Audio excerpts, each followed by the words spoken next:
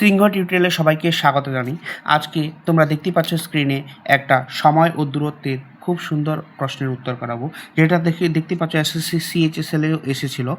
তো এটা একটা ট্রেন সংক্রান্ত প্রশ্ন। তো চলো এটাকে কিভাবে খুব সহজেই করা যায়।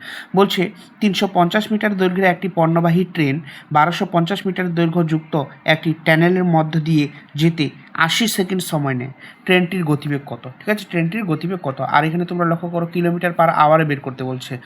এই ধরনের অঙ্কে আমরা কি করব, একটা সূত্র মনে রাখবো। এখানে হচ্ছে দেখো, সূত্রটা মনে রাখার উপায় হচ্ছে কি, এখানে এরকম লিখবো D S T, D for distance, S for speed, T for time. ঠিক আছে, D for distance, S for speed, T for time.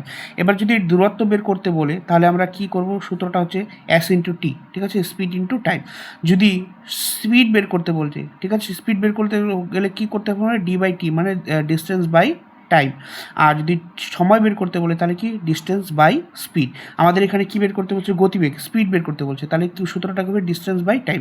আরেকটা এখানে মাথায় রাখবে যে কোনো একটা ট্রেন কোনো টানেল অথবা ব্রিজ অথবা অন্য কিছু যদি ক্রস করে, সেক্ষেত্রে ট্রেনের দৈর্ঘ্যের সাথে এই দৈর্ঘ্যটা মানে যেটা ক্রস করবে সেটার দৈর্ঘ্যটা অ্যাড হয়ে যাবে। ঠিক আছে, শুধুমাত্র টেলিফোন পোস্ট অথবা কোনো খুঁটি অথবা কোনো লোককে ক্রস করে তাহলে সেগুলো কিন্তু যোগ হবে না, শুধুমাত্র ট্রেনের দৈর্ঘ্যটাকে ধরা হবে।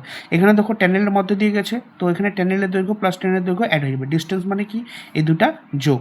তাহলে এখানে 350 যোগ হচ্ছে 1250, এই দুইটা যোগ হবে ডিস্টেন্সে। ঠিক আছে, এবার ডিস্টেন্স বাই টাইম বলছে, টাইম কত এখানে 80 সেকেন্ড। ঠিক আছে, টাইম বলছে 80 সেকেন্ড। তো এটা হচ্ছে সূত্র। আর আমাদের বের করতে হবে কিলোমিটার পার আওয়ারে। কিলোমিটার পার আওয়ারে বের করার জন্য এখানে সেকেন্ডে আছে, কিলোমিটার পার আওয়ারে বের করার জন্য কি করতে হবে, 18/5 দিয়ে আমাদের গুণ করতে হবে। ঠিক আছে, তাহলে এটা ক্যালকুলেশন করলে আমাদের উত্তর বেড়ে যাবে। দেখো ক্যালকুলেশন করে এখানে কি বলছে, 350 আর 1250 যোগ করলে কত হয়ে যায়, 1600 হয়ে যায়। ঠিক আছে, এখানে 1600 দিলাম, নিচে কত 80, তারপর এখানে 18/5 আছে। তো এখানে দেখো কাটলে কি হয়, একটা শূন্য কেটে দিলাম। আর এখানে এটা যদি 8 দুগুণে 16, একটা শূন্য আছে, একটা শূন্য দিয়ে দিলাম। তাহলে 5 দিয়ে যদি এটা কাজ হয় 4, 4 5 20, 4 দিয়ে 18কে গুণ করলে 4 18 কত হয়ে যায়, 72 হয়ে যায়। তাহলে 72 ঘন্টা কিলোমিটার পার ঘন্টা। দেখো 72 কিলোমিটার পার ঘন্টা সি নম্বর অপশানেই আছে। তোমাদের ভিডিওটা কেমন লাগলো, যদি ভালো লেগে থাকে তাহলে একটা লাইক আর ভিডিওটা শেয়ার করে দিবে। আর পেজটা যদি ফলো না করে থাকো সবার আগে পেজটাকে ফলো করে দিবে।